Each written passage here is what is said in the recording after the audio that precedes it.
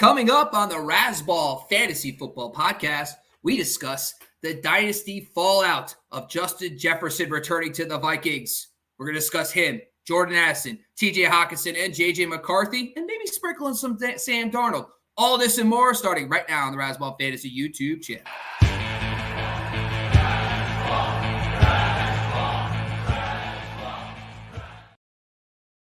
Oh, wow. Look at that. Good start. Already not. I am so rusty when it comes to managing a live podcast. That's okay. Today's show, you might see a header that says Dynasty Trade Targets. That's not what we're here for today. We're here to get the juices flowing on the Dynasty Trade Chart with our man, Rich Sickles. Go follow him at Rich Sickles GBM on Twitter. Rich, what's going on, man? Not much, man. Not much. Just, loving life and happy to be here. It's been a while. It has been a while, and I'm excited to chop it up here with you a little bit. I am excited too, Richard, because listen, we had a little good thing going. We got the trade chart, we got Dynasty trade targets, and me and you started having a little like honeymoon phase. And then I decided to get married and fall off a cliff. But I'm back, and I've dragged you out of retirement with me, and we're going to discuss that Dynasty trade chart. And by the way, if you haven't checked it out, go to Razzball.com, hit on the 2024 Dynasty tab, and go check out. It's insane. This is like 3 years of trades, picks, and like 500 players. It's absurd. I think Richard has like Todd Gurley on there just for the help. He's like, hey, I'm going to get you. He's worth $1. He's coming back. Barry Sanders, maybe? I don't even know. Just go check it out. You'll probably find your favorite player from a kid. Lawrence Taylor's even on there. I don't even know. That's what I think. Anyway, but today we're here to break down your Vikings. By the way, the irony is we're here to talk about the Vikings too. So like you're my expert in dynasty trades. You're my expert with the Vikings. So like it's a double whammy. So your instant reaction for Justin Jefferson signing a mega deal, 4 years, $140 million. What's your first thoughts? It was about damn time. That's literally like this is all I've been waiting for. I've been listening to everybody talk about, oh, this trade's going to happen, or he's going to get traded here, or he's never going to sign, so he's going to go to reunite with Burrow and Chase, and it's fun for everybody to dream, and I got nothing against it or anything like that, but it just wasn't happening. I mean, you get elite talent, you pay that elite talent, and it was just a question of when is it going to happen for the Vikings. So I'm happy that Kwesi got it done. And now we can look forward to a new era in the Minnesota Vikings. I can tell you this. First off, JB, by the way, the TF. I think the kids know what that means. Let's keep it PG. I know we're all excited. The juices are getting flowing. It's going to be football season by the blink of an eye. So I'm excited that we're back. We're going to be dropping episodes like crazy now. I've got some dynasty guys that are probably in the back somewhere in the cupboards just doing some weird charts that I'm pulling out of the cupboards, and we're going to be breaking down some great analysis all through June, July, and August. I'm super stoked. And the reason why I got you here, Richard, is because, and by the way, Rich Sickles, do you like Rich or Richard? Either one. Hey, as a guy that grew up as Dick Sickles. Oh, that's fun. That's fun. I don't know if that's appropriate for the show. But I apologize. I apologize. I'll dial it back. I feel like if you like, that's like your alter ego in my mind now. It's like when you're getting like sassy or if you have a hot take, I'll call you Dick Sickles. That's when I know you really got a spicy take for the podcast. All right. But today we're here to really talk about why we do these shows is the immediate dynasty fallout of a player like Justin Jefferson, now there for at least 4 seasons. And listen, this is not the same Vikings. Kirk Cousins, for what it's worth, I know Kirk Cousins doesn't get you. You don't wake up in the middle of the night from cold sweats thinking of Kirk Cousins. I'm not saying that. But Kirk Cousins is like a nice cool breeze. You feel comfortable. A nice pair of sweatpants. He brings you comfort in your life. And he was great for Justin Jefferson. Now, I think a lot of people are going to point fingers and say, well, look at last year. Nick Mullins made Justin Jefferson good. Well, Nick Mullins also threw for like 400 yards a game because he threw like 3 interceptions every time. So I do think that there is a little bit of a buy, sell high window for Justin Jefferson. Now, Richard, I bring you in because you could have a different opinion. I get that, but I have some ideas for you, and I just wanted to throw them out there because I think if I have Justin Jefferson in Dynasty, I might poke around to see what people are willing to give me for him because, listen, Sam Darnold, JJ McCarthy, the competition, Jordan Addison, TJ Hawkinson, long-term, now you got Aaron Jones, who's more of a prominent pass catcher out of the backfield. Like, is Justin Jefferson still worth a top 5 to 7 pick in Dynasty right now? So I have a couple ideas I want to share with you first. So in your trade chart, if you're a pre-draft team, you haven't drafted yet, if a team has 105, and you can also get a second first-round pick in 2025, those 2 first-round picks, if you are not a win-now team, let's say you have Justin Jefferson, you find yourself maybe in the bottom 4, and you're like, I'm not going to win this year. Is that a deal that you're willing to make? 2 firsts, 24 and 25. The 24 pick is a top 5 pick. Yeah, actually, I am. That's, if you look at the trade chart, that I think that fills in perfectly with what I would be willing to give up. And I think that's probably what you're going to give up to get him.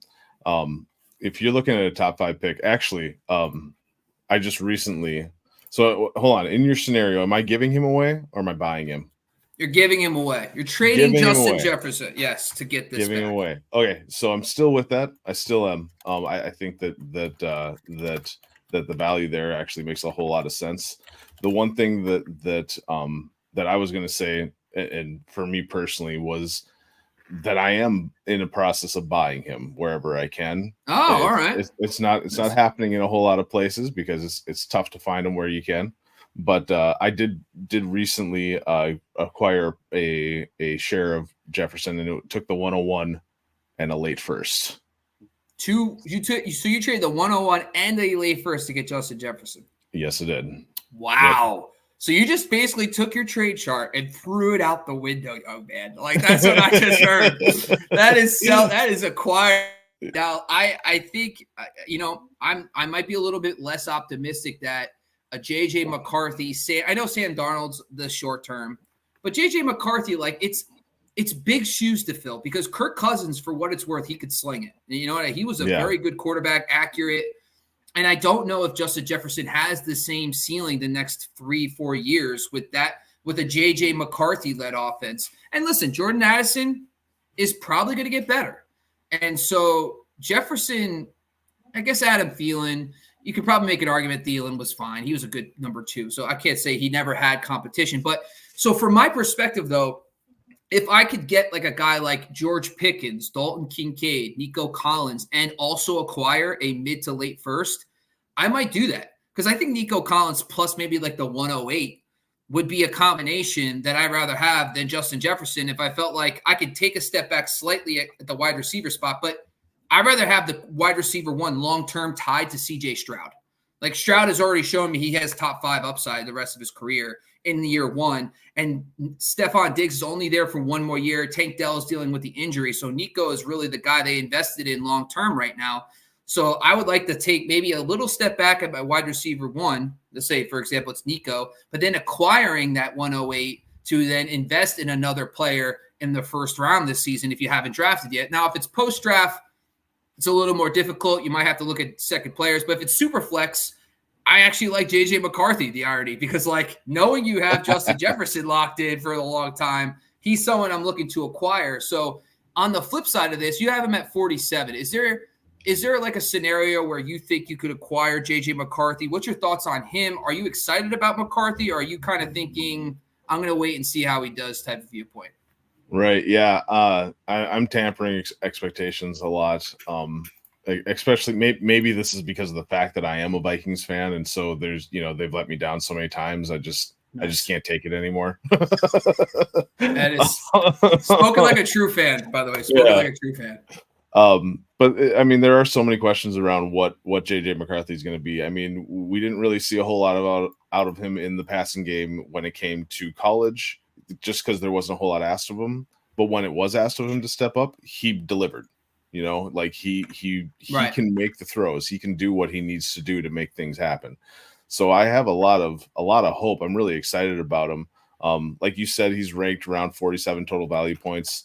I have him. I'm buying him if I can. So in the trade chart, you're looking at around like Bryce Young, Kirk Cousins, Will Levis. If I can get somebody to do a 1-for-1 with me on those ones, I think you could probably get away with that, especially with Kirk Cousins. if a team is in win now and you're trying to rebuild, I think that you could sell the case of you give me JJ McCarthy, I give you Kirk Cousins type of situation. And so people know where we're talking about. We're talking a lot of numbers here, 47, yada, yada. We just wanted to give you a breakdown of what we're talking about. If you go to the Razzball Dynasty trade chart, you can find it at football.razzball.com, hit that 2024 Dynasty tab, and then you click on Dynasty Fantasy Football trade chart. It gives you a consensus of like 500 players and picks. So when we're talking about these numbers, this is a great way to kind of, and by the way, your leagues are all going to be different. But this is just a way that Richard has really put together just a comprehensive list. By the way, kind of comparing other trade charts, working with other people in the industry to kind of give you an idea of like, here's a starting point. Because like some people like me, I don't want to offer a shitty trade. Like I want to know what's a reasonable trade to start. Of course, I'm going to offer a trade that I want. I'm not going to say you offer a bad trade, but this is a good way to always offer a trade that is reasonable, that starts the conversation. So like JJ McCarthy, in my opinion, I love him. You could probably get, I think if you could acquire the 107, for example, you could probably pick JJ McCarthy at 107 this year. Most likely. Superflex, if you talk to Jefferson, who does our Dynasty rookie rankings, he'll probably tell you can't because he has him at 4. But that's Superflex. Yeah. But like, there's situations in a Superflex where I don't know, like, I would be willing to trade Kirk Cousins to a win now team to maybe get 107. And then if I know I'm like a little behind the 8 ball, if I'm like a bottom 5 team, I'd rather have 107, trade away Kirk Cousins, and then get JJ McCarthy in the first round potentially. That's kind of my viewpoint on that. And so like I'm trying to get McCarthy because like he's got the big arm. He's got Kevin O'Connell, by the way, who I think is a good head coach who's an offensive mind. So it's not like Kevin O'Connell's going to be hired away at any point. He's always going to be there. Now you got Justin Jefferson and Addison and Hawkinson locked in for the next few seasons. You got to love that trio. I know Hawkinson will be hurt. He'll be off to a slow start this year, but long term, it's probably one of the best trios that you got in football. So that's why I want to get my hands on JJ McCarthy. Let's spin over to the last guy, and it's Jordan Addison. So Addison, you have a little bit behind him. It's all the way down here at 40.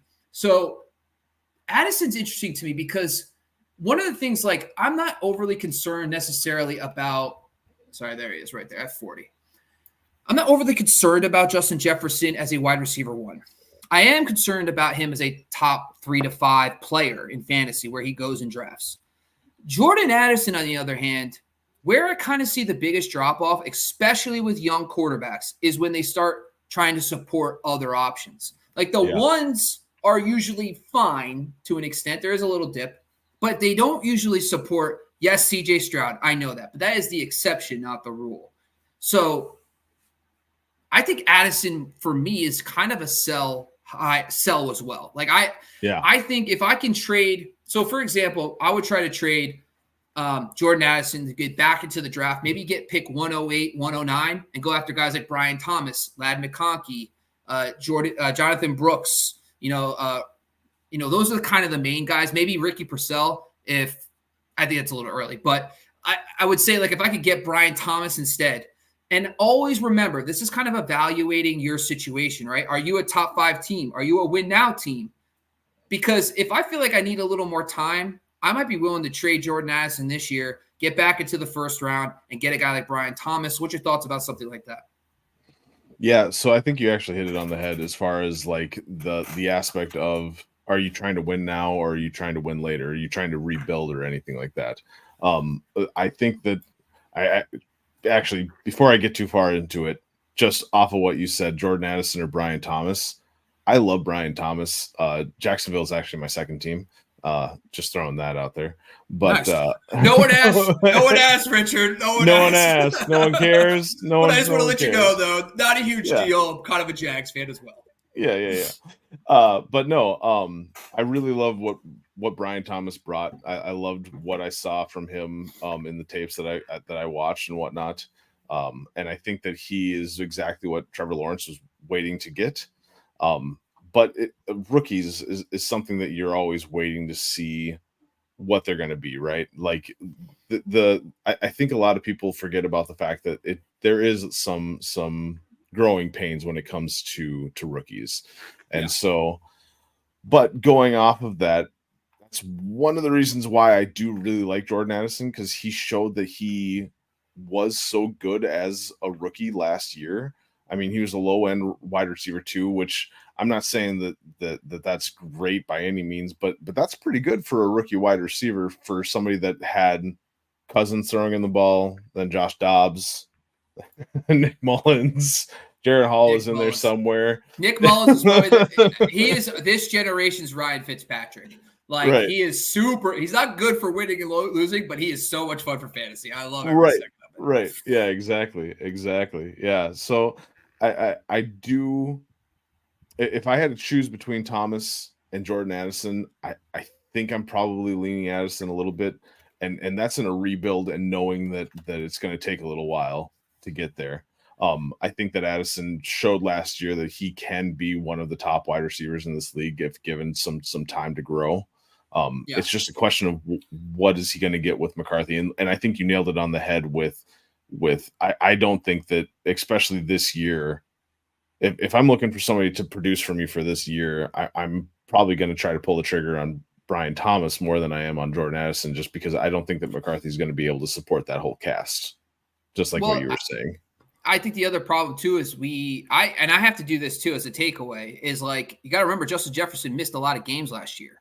So right. I wonder what Addison's numbers look like if you just isolate the Jefferson games. And I know some of that has to overlap. He lost Kirk Cousins too, and I get that.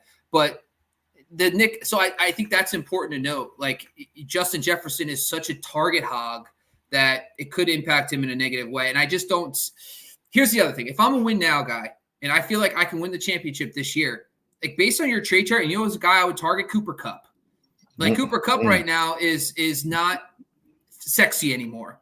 And people have taken a step back. And even in your trade chart, you have him lower than a guy like Addison. And like, if I feel like, and by the way, if I'm on the other side of this and if I'm a team who has Cooper Kupp, by the way, and I'm picking in the top 4 and I'm not good anymore, like, I don't mind getting younger. Like, if I feel like I'm not going to win this year, so like, flipping Kupp for a guy like Addison might not be a bad dynasty move long term. Like, we don't know. But if I'm a win now team, that's a guy I would definitely go after, who I think you could probably get in dynasty for a guy like Jordan Addison. Maybe I'm more skeptical of this Sam Darnold rookie quarterback long term, like, with Justin Jefferson now there. And by the way, Hawkinson is awesome too. So like, I think we'll see. And listen, if JJ McCarthy becomes one of the elite quarterbacks, I'm going to look like an idiot. But if he's just okay, I don't know if Addison's going to be a top 20 to 24 wide receiver on a per game basis every year. So color me skeptical. That's why I'm willing to pull the trigger. One last guy I want to talk about before we close the show is Sam Darnold, because I do think in a super flex format, the way things are kind of shaking out, there's a small chance that Darnold starts. And so, like, if in your trade chart you have him kind of viewed as a 15, which is like basically a late 3rd round pick. So to kind of like give you an idea of, like, you're looking at, a late 2nd round pick. My apologies. So late 2nd round pick. So that 2024 212 is kind of like what you could probably get. So if I'm a win now team, I don't know if I would give up my 2nd round pick for Darnold. So like, is that still your feeling here? I mean, I kind of feel like I would try to maybe dangle like my mid 3rd if I had that type thing for Darnold in a super flex. But you say let's say you're the defending champ. And let's say you got to need that 2nd quarterback or that super flex, back, maybe a 3rd quarterback for your roster. You think the 212 for Darnold is still in play? I do. I really do. I think actually, just going off of what we're talking about here with Sam Darnold and everything in the 212, I think that a lot of people put a lot of value into picks in general when it comes to dynasty, and so you have a lot more expectations. I still think that don't get me wrong, I love having draft picks when it comes to draft time. Recently, I've been dealing with a lot of drafts where I've traded away all my draft picks, and I'm just sitting there watching everybody else have all the fun in the world, and I'm just like, what did I do? Why did I do this? Yeah. But at the same time, I'm doing that as somebody that is competing for the championship in most of those leagues. So I think that that the 212 for Darnold, if you had the 212, if you're the repeating champion, and you could get Darnold for the 212, I do think that Darnold is going to be the guy. I think that just from what I've heard in camp and stuff like that, I think that Kwesi and O'Connell are going to ride Darnold first just to see what they have out of him and everything, and to let McCarthy have a chance to kind of grow in the NFL. At least that's what I'm really hoping that they do. And so a 212, yeah, I'm willing to pull the trigger there for Sam Darnold. All right. Yeah, and this is, by the way, we also have Dynasty rookie rankings on Razzball. So, like, just to give you an idea of where Jeff has his top, that 24 range. So, essentially, 212 is number 24. You're looking at guys like Marshawn Lloyd, Troy Franklin, Corley from the Jets, Bucky Irving. So, like, pick your poison, like the guy that you really like, who's like, you could probably find a real, like, I got JJ McCarthy, by the way, at the end of the second round prior to all this. It was a single QB league, which makes more sense, but I got him late at the 211. So you'll always be surprised who could fall in drafts. But remember, a lot of dynasty drafts are slow drafts, people. Take advantage of the 4 hours while you're on the clock.